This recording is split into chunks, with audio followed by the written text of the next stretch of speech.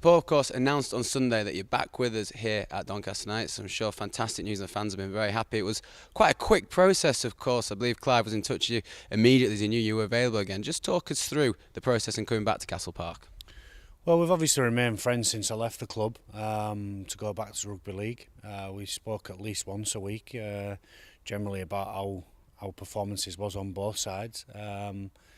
And then about 10 weeks ago, when Kieran Cunningham came into Leigh, Clive spoke about what the process was from then, and my experience is that there was going to be some changes, and we moved pretty quickly once everybody knew what was happening at Leigh, and before anything else happened, I'd kind of agreed with Clive in principle that we'd come back. So your first game on Sunday against Cornish Pirates, of course, a disappointing one for the side. What are your first impressions of the performance back in the coaching fold here at Castle Park? There's lots to do.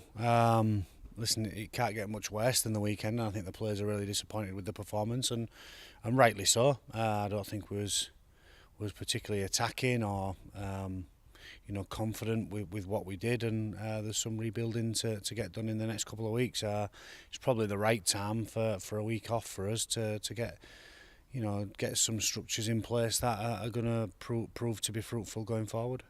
Of course, you had an illustrious playing career in Super League, and then of course a season with Leigh. Now back at Doncaster Knights, we had 3 seasons before departing to Leigh. Are you excited about the challenge about being back in rugby union?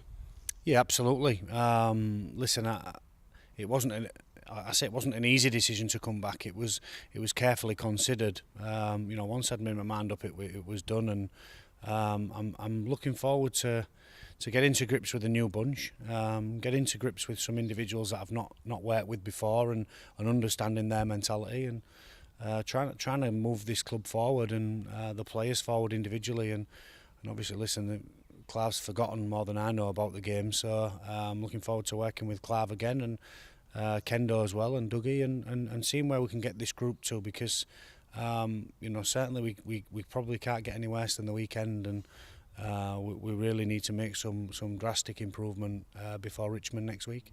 Maybe a little bit quick for me to be asking you this question, but where do you see the Knights season going? How successful do you think they can be this term?